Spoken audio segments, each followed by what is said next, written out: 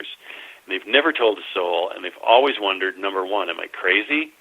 Number two, has anybody else ever seen anything like the thing I saw? So that was a real eye-opener to me, just finding out how if you take the topic seriously in social conversation, you will be amazed at how many people will speak up and say, I saw something once, I saw something once. I mean, that happened with my father-in-law a couple years ago. My wife and I were on an outing with my father and mother-in-law, and we were talking about my book because I was in the middle of writing it at the time. And my mother-in-law says, she kind of motioned over at her husband. She said, well, he's had an experience once. And my wife didn't know anything about this, and I didn't know anything about this. And it took us probably a half an hour to get my father-in-law comfortable enough that he would actually tell us his story. And it was a great story. It was really wild. But it just took him forever. But he finally told us the story because he trusted us that we weren't just going to roll our eyes or make fun of him when he told the story. So that's one message I would love to deliver to your listeners. When you're ever in a conversation about UFOs, treat people with respect, treat the phenomenon with respect, and you'll just be amazed at how people open up to you about their own experiences. Oh, yeah. Well, what I find, I've had a couple of different paranormal experiences. I kept quiet for many, many years till I started doing this talk show, and I brought it up. Myself, I saw a UFO. Well, I didn't actually see it. I saw the light. How's that? In the mid-'70s, in the middle of New Mexico in the desert. And it scared me because when I got out of my car and it was so bright, it hurt my eyes. But I didn't hear, like a helicopter noise. I didn't hear any noise. It was this total desert sound late at night. And it was eerie. And as fast as it came and I got out of the car and I was staring at it, it was gone. And when it was gone, it was like instantly gone. And I don't know what it is. I mean, I classified a UFO because I surely don't know what it is. I know it wasn't no helicopter, so. Well, it's interesting that your reaction to it, and that's something I came across over and over again. As an investigator for MUFON, like I said, I signed up for that because I wanted to try to get a better understanding of how a person experiences a UFO event and how they describe it, and what makes them decide to report what they've seen to a place like MUFON or any other UFO organization. And almost entirely, the answers are almost always the same. People do not expect. Nobody's trying to get famous or rich over reporting a UFO incident. Some people are just doing it as a joke, and you spot those people out pretty quickly. Oh, yeah. But the vast majority of the UFO witnesses that I talk to, their reasons for reporting were just as simple as you can get. They wanted to know, number one, can you tell me what I saw? Which is, putting a lot of trust in the investigator because most of the time the answer is, well, no, I can't tell you what you saw. But their second question is, has anybody else ever seen anything like this?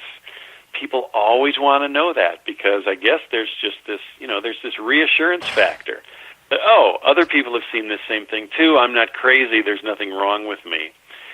And that was a really, really good thing for me to learn, that people's motivations for reporting this are really kind of just these basic human needs. 1 minute here, Mike. I got to answer this call and add him into our conversation. All right. Hey, Michael, is that you? Hello? Hey, Michael? Hello, Gary. Okay, you're there. Well, we got Mark on, and I'm going to go ahead and let him finish what he's talking about, but you're welcome to ask him any questions as it moves on. Wonderful. I'm listening. I hope you've been listening to it. I hope you've been listening to it before you came on. Yes, I did. Wonderful show. This is fantastic. Oh, well, thanks. Well, Yeah, like I said before, once I get started talking about this stuff, it's hard for me to shut up, so be warned. Well, Mark, I got to compliment you on this great biography. This is, I have never seen anybody take a subject like this on with Dr. J. Allen Hynek. What a iconic figure in ufology, and most everybody has done the other ufologists out there because they're easier to kind of track down on all their stuff. But I can't believe you got a hold of all of his archives. That's fantastic. Well, I just kind of lucked into it, and like I said earlier, it was just kind of convenient how it ended up that all his archives were right within a couple miles of where I lived in Chicago. It was just amazing. Oh, and the other thing, so that was the Kufos files and his archival materials at Northwestern University. The one I failed to mention was University of Chicago, which is where Hynek got his PhD in astronomy back in the 1930s. So, right. And again, another huge archive that was just basically landed in my lap because it just happened to be right there in Chicago. So, I got really, really lucky with the research. I really did. Well, and thank God there was a guy like you who was able to run across it, let alone some other folks that couldn't write as well as you do. So, good job in that regard. Thank you. That's a huge compliment. Thank you so much. Well, I can say it was definitely a labor of love. I'm the world's biggest fan of Dr. Hynek's. I think he was often misunderstood, and he often frustrated and angered the people he worked with. But I don't think there's anybody who has done as much to establish the credibility of UFO research as Dr. Hynek did. I don't think anybody else even comes close to what he accomplished. Yeah, that's for sure. A matter of fact, the fact that he was actually picked for that film, Close Encounters of the Third Kind, to be the iconic ufologist in the movie, that was fascinating to me. I remember in 1977, I was a tour guide at Universal Studios. Oh, wow. That movie came out that summer, and of course, at Universal, they give us all the press releases on all the new upcoming films, and we have to kind of promote them, prior to their release to the crowds that come through, literally from all over the world. And I remember picking up the fact, of course, I was into ufology way before then myself, so as a young guy interested in this, I knew who J. Allen Hynek was, and I'm saying, oh my gosh, this guy here is, from the Air Force Blue Book, and now he's actually coming out, on the other side, of course, promoting UFOs. Do you have any inside scoop on information on how Steven Spielberg got hooked up with Professor Hynek? Yeah, I'm glad you brought that up because it's really a fun story. So I've mentioned a couple times tonight about the Kufos files, the Hynek UFO archives in the basement of Dr. Mark Rodiger in Chicago. Well, as one of the first days I visited there, and I started to look through the files to start researching the book, I opened up the file drawer with the letter S, and there were two manila folders in the S drawer that jumped out at me immediately. The first one said Sagan, and the second one said Spielberg. So, of course, I grabbed those two file folders out of that file cabinet drawer immediately. Those were the ones I wanted to look at first. And the first one I looked at was the Spielberg folder. So I flip open this folder, and there's a letter inside the folder, and it's a letter from Dr. Hynek written to Steven Spielberg, so he had kept a copy for his files.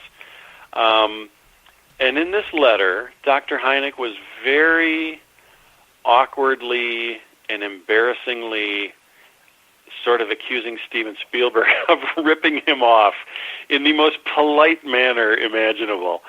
Basically, Hynek says, yeah, it's crazy. Hynek says in this letter, hey, I just found out that you're making a movie and the title of your movie is based on something in my new book. I really wish you had contacted me before using my words." And what he says is true. So this was probably 1975, I think, when they had this correspondence. Well, in 1972, just a couple of years earlier, Dr. Hynek had just published his first UFO book called The UFO Experience. And it was in that book that he introduced his Close Encounters categorization system for UFO sightings. So that book comes out in 72. A couple years later, Hynek finds out that Spielberg is using the term Close Encounters of the Third Kind as the title of his movie. So again, he writes this letter to Spielberg and says, we should talk. Well, the next letter in that file folder was from Steven Spielberg back to Dr. Hynek. And Mr. Spielberg is also very polite, but also a little awkward. And he just says, "Gosh, I'm so sorry. I had no idea that we were, using your intellectual property." He goes, "Your book is really fantastic, and I make it required reading for everybody on my creative team. They all have to read your book before they work on the movie." So they ended up figuring it all out. They were both adults about it, and they ended up settling the whole thing. And what ended up happening was, so Spielberg did use the title, obviously, Close Encounters of the Third Kind, for the movie. He paid Dr. Hynek really a token amount for the rights to use that term and the rights to use the material in the book. And in exchange, he hired Dr. Hynek on as a technical consultant, rather, for the movie for 3 days, and gave him a cameo role in the movie, which I think you referred to before. It's this 6-second scene at the climax of the movie where Hynek is actually on camera putting his pipe in his mouth. So that's how it all worked out. It was kind of this weird misunderstanding to begin with, but then it kind of turned into this, pop culture icon in this really weird way. And I probably should have, before I went into all that, explained, I know most of your audience is going to know this, but it always helps to go over it again, what the close encounters are. So a close encounter of the first kind is when you see a UFO up close, say within about 500 yards. So that's about a quarter of a mile. Close enough so that you can see detail on the object. A close encounter of the second kind involves also being within 500 yards of an object, but this time the object leaves physical traces. So it may shut off your car engine, or it may burn your eyeballs. It may give you retinal burns, or it may leave landing pad imprints, or leave a scorched grass where it landed and took off. So that's close encounter of the second kind, and that was actually Hynek's favorite category because he thought CE2Ks had the greatest potential to involve real scientific evidence. Close encounter of the third kind, he actually wasn't very comfortable with, but he had to include it. Close encounter of the third kind involved contact with some sort of alien entity associated with the UFO. So those were the three types of close encounters, and that's what is now really part of our everyday language. Yeah, I think if that didn't happen, I really think that's what really got talking about UFOs kind of a house word name and aliens totally, yeah. and abductions and all that stuff. And you're absolutely right. And I think one of the reasons that it had that effect was, if you think about it, that was really, it might not have been the very first, but it was one of the first science fiction movies to ever portray aliens as being friendly. They're threatening at the beginning of the movie, but eventually you kind of figure out the only reason they're scary is because we don't understand what they're trying to tell us. We have to learn their language, and it's not until the end of the movie that we realize, oh, they're here as friends. They're not trying to hurt us or scare us. They're here to make contact with us. And I think that's one of the really, that's one of the things that makes that movie so special and so memorable to so many people, is because it really had, it really had an optimistic message.